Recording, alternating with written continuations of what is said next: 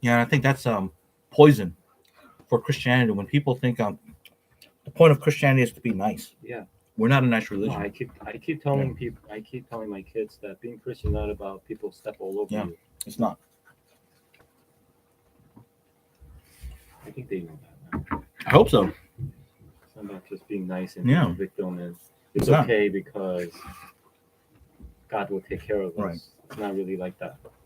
We It's gotta, we about gotta, keeping. we Yeah, it's gotta be, about we keeping gotta have wisdom. righteousness. Yeah, it's We about gotta keeping have wisdom. righteousness. We gotta use our wisdom. Yeah, and yeah, that's what I actually want to point out eventually, like in the sermons we do, which is um, if we suffer for righteousness' sake. You know, we don't suffer. Not for victim. Yeah, not to be victimized, not for those things. We suffer because it's the right thing to do for that situation. And Or we yeah, knowingly, yeah, we we knowingly and allow yeah, because sometimes it can lead to good things, good results. yeah. So and even if it doesn't lead to good results, the point is our priority isn't on being happy or pleasures of the life. That's not what our priority is. Our priority is always, did we do what's right and what's good in God's sight? This is always our priority. And if that requires suffering, then we have to suffer. But that's righteous suffering. That's acceptable suffering. Right. You know, classic example: Jesus Christ on the cross. He suffered, because that was the right thing to do. You know. Anyway, yeah. So So what page are you guys up to? Moses, For what page? just the Moses, Exodus chapter 1 through 4. So 50 what? Not Joseph, but 50. 50? Okay. Mhm. Okay, so as the year passed, the Israelites spread in great numbers throughout Egypt. The new Pharaoh, or the king, feared having so many foreign people in his land, so he forced the Israelites to work as his slaves. Then he gave orders for every newborn Israelite boy to be thrown in the Nile River. An Israelite woman from the tribe of Levi hid her baby boy in the bulrushes, or reeds, along the river. Here the boy was found by Pharaoh's daughter, who took him home to raise him. She called the boy Moses. Although he had an Egyptian upbringing, Moses never forgot that he was an Israelite. A nurse for Moses. While Moses was hidden in the reeds, he was watched over by his sister Miriam. When she saw that Pharaoh's daughter had found the baby, Miriam offered to bring a nurse. She came back with her mother, and Pharaoh's daughter asked the woman to nurse the infant. So Moses was raised by his real mother until he was older, when he was adopted by Pharaoh's daughter as her son. And Moses, an Egyptian name meaning born of. And as I remember, it also means from the water. Like, uh, yeah, I'm pretty sure that was what the. Let me see. Moses. While Moses was hidden in the reeds, he was watched over by his sister Miriam. When she saw that Pharaoh's daughter found baby, Miriam offered to bring him. So yeah. Yeah, so. And for the This people. doesn't explain why Pharaoh gave orders for every newborn Israelite boy to be thrown into the Nile River, does it? Nope. That's where I come in. Okay. Yeah, or that's where the Bible comes in. But, Why, right? yeah, so um, the Hebrews were growing too fast for the Pharaoh to, like, you guess, sort of like keep them under control. So in his mind, it's like, well, you know, let's keep the population down and at least hold on a second. Is that the reason? That's part of the reason. One second, let me find the meaning of Moses first. It says here. It's the same. Yeah, it's the same Moses reason with the. is an Egyptian name meaning born of. I mean, it says it here, but it's not just born of. I specifically remember it meant from the, like, being taken out of the water. Mm, That's why I'm making sure, uh, because it says in Egyptian it means that, but yeah. Moses, Moshe, and that's the other thing too. In Hebrew it's pronounced Moshe. Mm, It's yeah. not Moses. Yeah. They have a totally different Yeah, pronunciation.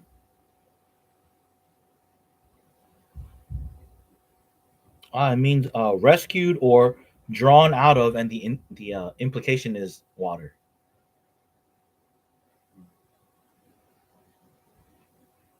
So it means rescued or taken out of, and the implied rescued from or taken out of, the implication is from the water. Mm, makes sense. Okay, what was the other question? Oh yeah, why did Pharaoh?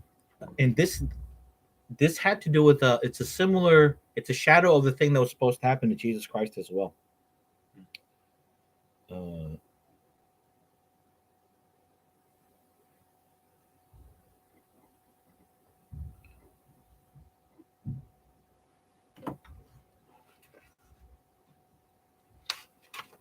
yeah, so that was so. Therefore, these because the children of Israel were growing rapidly, they were like overpopulating them.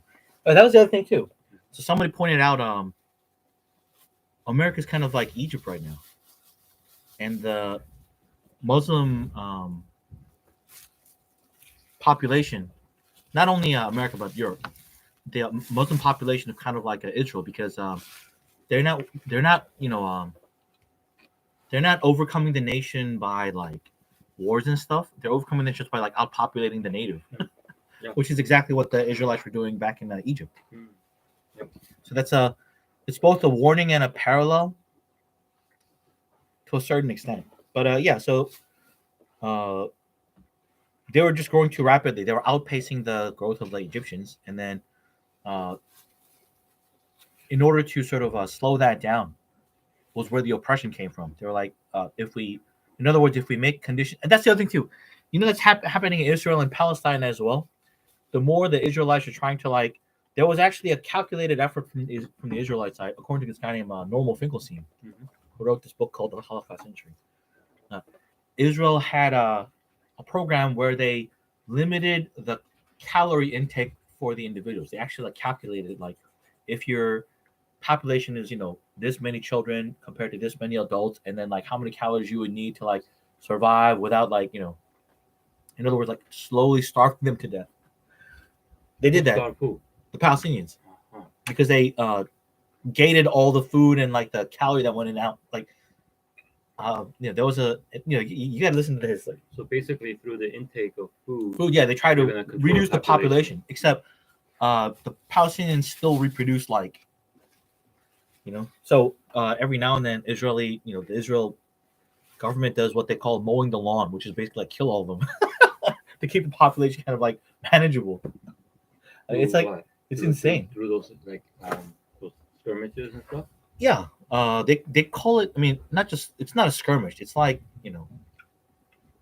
Palestinians are throwing rocks. They're throwing like rockets. So it's not a symmetric. It's asymmetric, whatever it is. But anyway, yeah. So yeah, that's essentially the reason. The Pharaoh was like, these guys are outpopulating us. We got to slow it down. But they're outpopulating them because God's blessing towards Abraham was, Yeah. for that they're going to be like the dust of the earth and then the Babies, stars of yeah. heaven. So they were just having babies left and right. Yeah, and then the Pharaoh's like, we can't have that. So yeah, we got to kill all the people that are able to cause the conception, or like the male babies. And then a lot of the Hebrew women were like, not Hebrew, the midwives. They helped the Hebrew women. And then some of the Hebrew women, like Moses' mother, they hid them in like places. That's why you could just take that. I'm supposed to share, but there's no one here, Nah, it so doesn't matter, yeah. I just took it like No problem. I see 4. Right. I think I No can problem. take one, right? Yeah. You can take all if you want. No. Give some from your family. But yeah, so that's the reason why. Okay. Got it. And this becomes a blueprint for later Herod, who also, in his case, it wasn't to like reduce the population. It was the prophecy. yeah, try to like kill the guy. So, this is actually a type of a prophetic event, which is, there's a guy named Greg Beale, and he noticed how in the Bible sometimes events become prophecies. Like something happens in the Old Testament, and that becomes like the blueprint for something that's going to happen to Jesus Christ. So in my mind, this is one of those things that I just read a recent history. I forgot which country, but the king did the same thing. Right. Ordered the soldiers to go and kill a particular Yeah. people.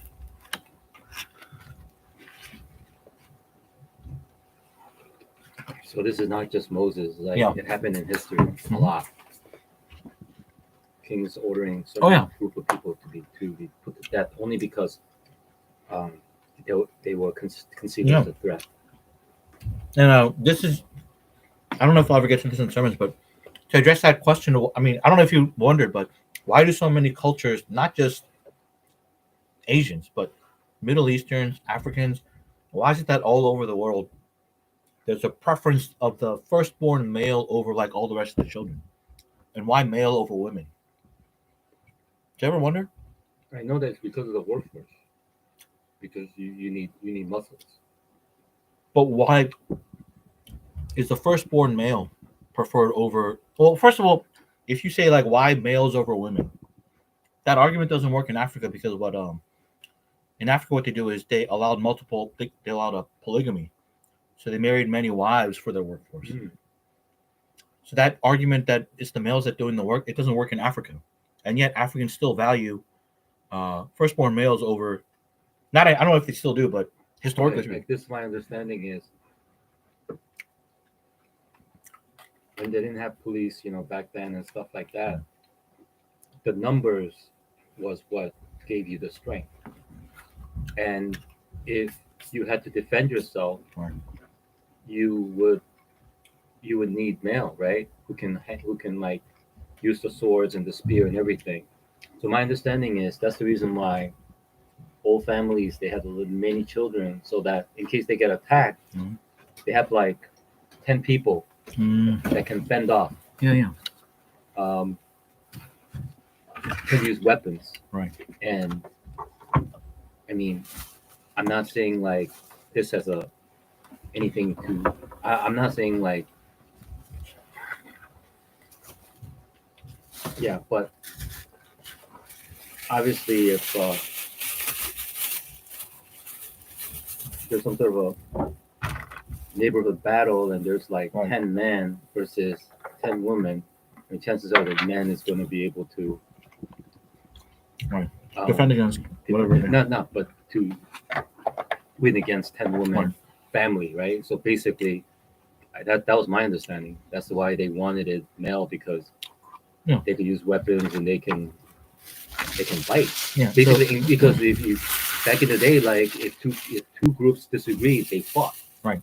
So So how do you better your chances? so there's a group of I think it's South American natives. Mhm. I think it's South American. This guy named E. Michael Jones talks about the Jesuits who witnessed to those groups by learning their languages and learning their customs. This is before Jesuits were corrupt, and they're trying to. And this group of South American tribes, they weren't very tribal. Whenever they were like, or their custom in that area was, once you're grown, you go and hunt on your own. There was none of this. There was no tribal sort of thing. And when the Jesuits were trying to preach Jesus Christ, they didn't understand the concept of marriage. You didn't understand. Because once you get old enough, you're on your own. Yeah, and then you just grab whatever woman you want, whenever you want, right? Yeah. And the Jesuits are trying to preach to them. They're not getting Jesus Christ because they don't understand marriage. So they're like, why don't they understand marriage? And they understood. Well, first of all, they have to get them to understand this thing called a family, right? There's no family. Yeah. So in order to have a family, not only this idea of family, but this idea of family, and then like communities so families making up communities. And that's what they have to first teach them, is this idea like, if you guys constantly hunt on your own, you're more vulnerable. What you have to do is you have to gather together and work as a team, as like a force. But in order to do that, you need to have wives, somebody that that you can trust your life with, somebody that is gonna like quote unquote have your back. And to keep that loyalty, you have to be loyal to that person as well to show. And this is actually like how the Jesuits were able to get that group of South American tribe to understand Christianity, is they had to start with these like building blocks of just things we take for granted. But when I heard that, I was like, but then that argument doesn't work about why men, especially firstborn males, are always prioritized in almost every civilization. Because for them, they need to learn that. They need to learn why they needed families in the first place. And then you know what I mean? And I wish I wouldn't, but we still don't have time to go over this during the sermons. But um, what I wanted to bring out during the Noah's when we're talking about the Noah's, but it just took too much information. We would have been like stuck there for like another month or maybe even 2 months. Which is the reason why almost every civilization has this firstborn male fixation is because Noah was waiting for the Messiah, which means his children were waiting for the Messiah. But then after the Tower of Babel incident, they still kept that tradition of like waiting for it. Because if you remember, Adam thought his firstborn was the Messiah by naming him. Actually, Eve did, but Adam agreed. So by naming him the man like the Lord has given, right? The man that Lord has given, and then so there's this idea that like they understood it's gonna be a firstborn of sorts. They're gonna that's gonna be the Messiah that God had promised. So apparently, like so, to make sense of all like why all the cultures that even like that Mexican culture or not Mexican, the South American culture, even those where the Jesuits, how did they then come up with this idea of like firstborn, whatever it is? And I think that's where it actually came from. Is Noah was waiting for the Messiah who was supposed to be the firstborn, and none of his children were the firstborn Messiah. So they then were like somebody from our generation or somebody from is going to be the firstborn Messiah. And then I think that's what happened when they split. They had the custom, but they're like, why do we have the custom? And it just ended up being, well, maybe it's, and they sort of just had their own version of it, like why they had it, but it originated from that original waiting for the Messiah. Does that make sense? Mm-hmm. Because to tie into this, why they had to kill the males and stuff like that. I think that sort of explains why is all the civilization they had this notion like the Messiah is gonna be a male firstborn because it came from that. I see. And every time there's a satanic attack, it's always going to be an attack on, males, so that the Messiah can't be born. So, but after Jesus Christ, was born, but it can also be perceived as a threat, right? For Pharaoh. Yeah, it was, but yeah, so because if there's a battle, right, yeah, so that's the thing. So the spears, and so he's swords purposely, and stuff, so he's right? purposely trying to depopulate the by getting rid of the males. The strength, But it just made me wonder, like, even the Pharaoh, his firstborn son would be so Pharaoh was considered like the son of the Pharaoh deity, or like the Egyptian deity, whatever it is. The Pharaoh was considered the son of the deity. So then the Pharaoh's firstborn son would be considered the next in line to take that role of deity, which is why when the 10th plague like killed the firstborn, everybody was like, what, like how strong is this God to kill the son of like and if you look at like the monarchy, it's always the firstborn, right? Yeah, that's a good question. And I'm pretty sure it came out. I'm pretty sure it came out of the whole Messiah before the Tower of Babel incident, where they were waiting for the Messiah who was going to be the firstborn of some family, and then because it's split, they kind of forgot. They kept the tradition, but they're like, why did we even start it in the first place?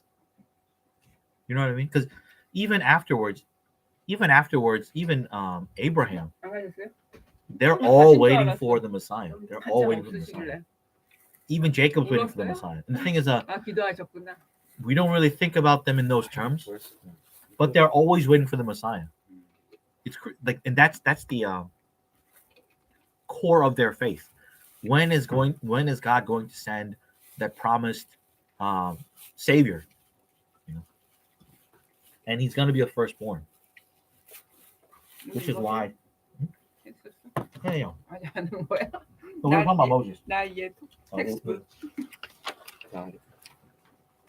Just Moses made me think about it because, yeah.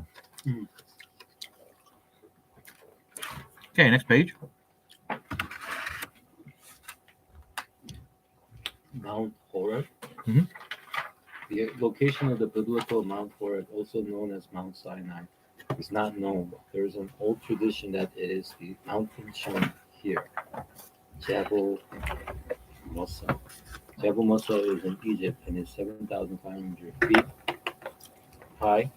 Its name means mountain of Moses in Arabic. Interesting.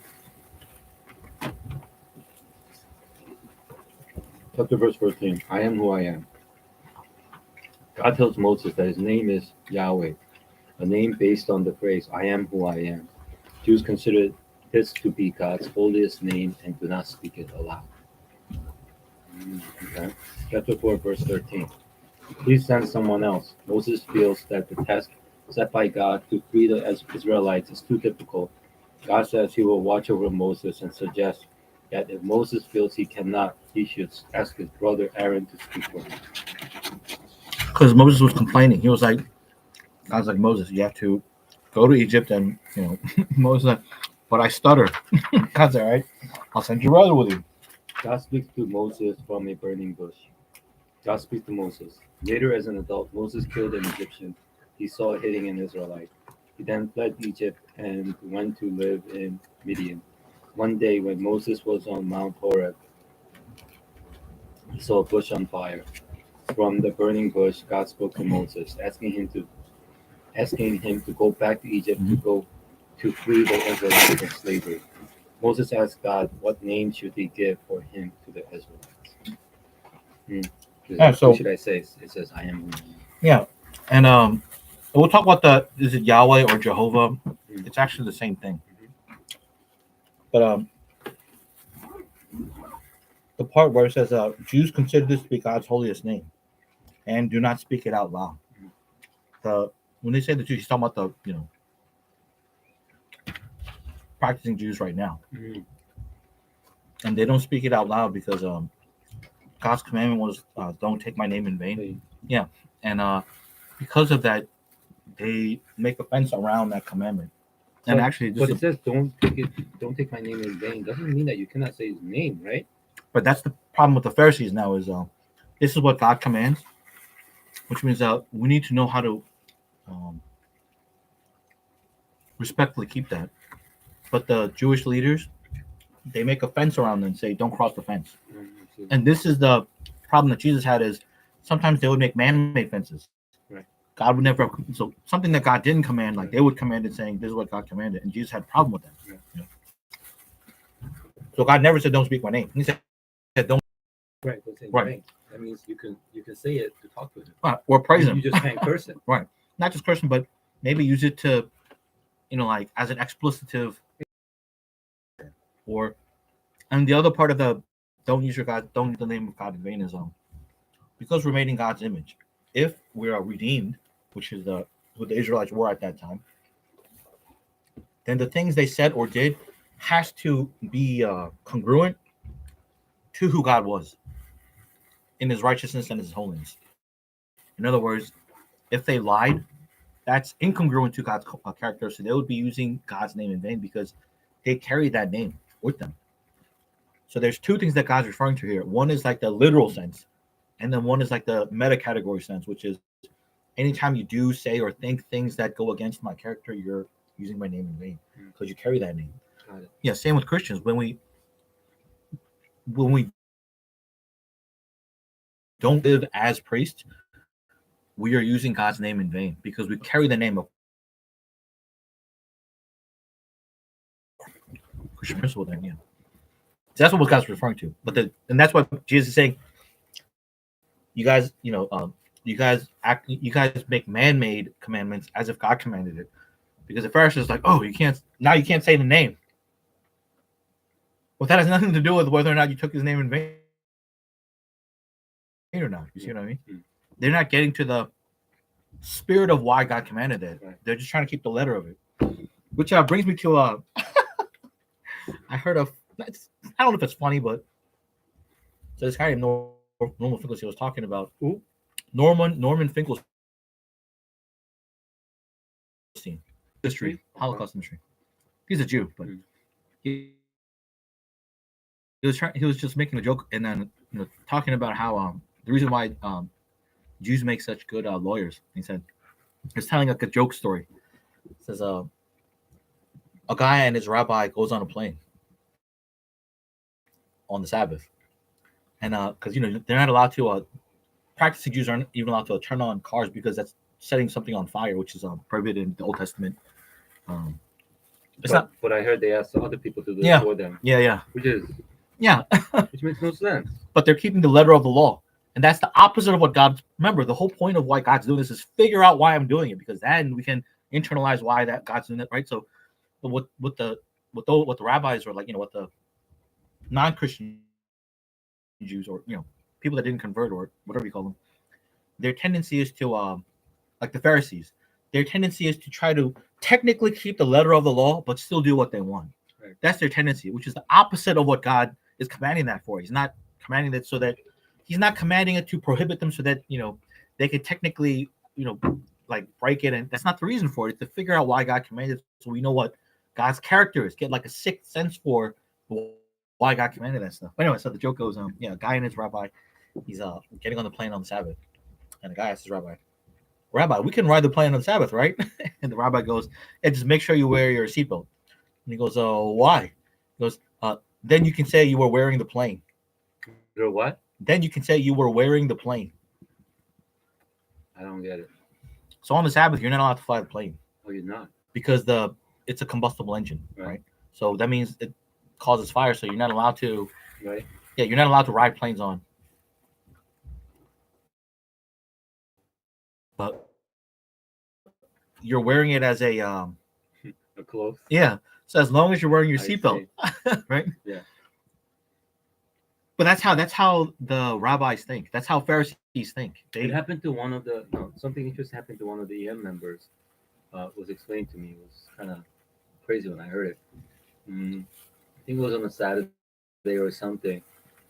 She was like outside, and some guy asked her if she can come into his house and turn on the laundry machine. Right. Because she's not allowed to touch it. Right. So she went up. She's like, "This guy is nuts, right? Like, how am I gonna trust this guy?" But it's like, no, it's I explained to him, and it's like, so she went up there, and she had to press the laundry machine button. Right. 그런 일 많아 있어. So like, what's the whole point? No, but that's their point though. Their point is they missed the bus. The bus is figure out what God's righteousness means. Same with the Samaritan story, right? Yeah. The priest didn't want to touch the person because the priest not supposed to touch the dead. Right. But that guy wasn't dead. Right. But still, like, right, he has to keep himself away. But in that situation, in that situation, he's supposed to. In that situation, he's supposed to save that life. Yeah, supposed to. Right. But so so I just thought this just understanding why because Christians also fall for that same kind of when we talk about. Now I don't want to talk about it here, but like tattoos or smoking or whatever it is, like they miss the point of why God said you shouldn't do these things. They try to keep the technicality of it and then try to justify why technically it's okay without understanding like why did God say this in the Old Testament. And tell me if this makes sense to you. So Jesus Christ is the fulfillment of the law, right? So that means the law was unfulfilled in the Old Testament. How do you fulfill something unless you have something unfulfilled first? In other words, you have to understand what the unfulfilled part of it was to figure out how it was fulfilled, right? So if you read the Psalms, it says the laws of God are perfect, right? But they're perfect, but they're unfulfilled, meaning they're not to its fullest level of righteousness. It's only a certain point of love, but to the degree that it's describing God's righteousness, it's perfect, right? And then Jesus Christ came and then he perfected it even to its fullest degree. Here's an example. The one we used to go to is the, adultery. But what about lying? In the Old Testament, it's like you shall not bear false witness. But what if you lie in your thoughts? So, for instance, what if you believe something that you know to not be true? Because it's something you want to believe, but you know it's not true.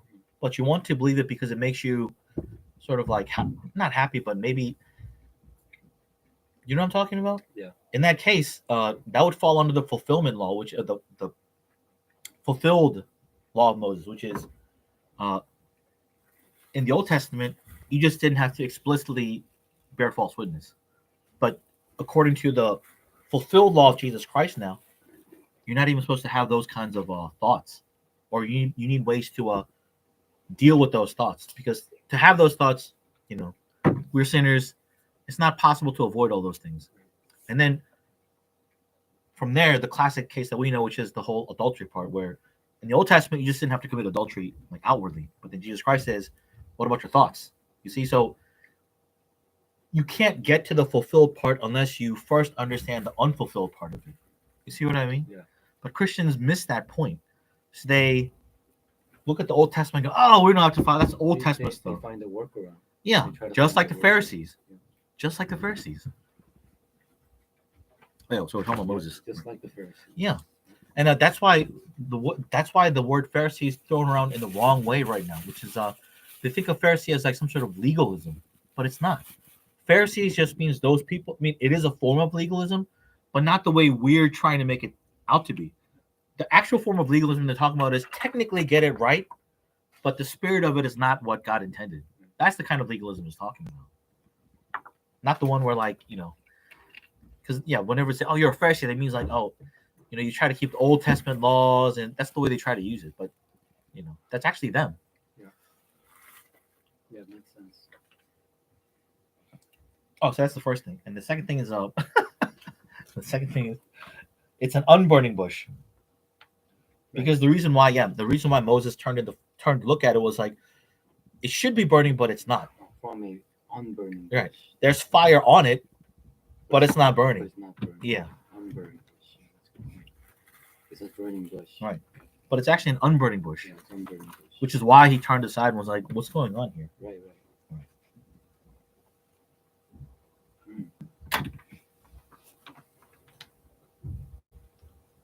Yeah, it's 9 o'clock. Okay. Do you want to go? Uh, It's actually a little bit over 9 o'clock. I have to do some work. So, Yeah. Yeah. We can. Okay. So I'll end the stream here. Anyway, other people used to catch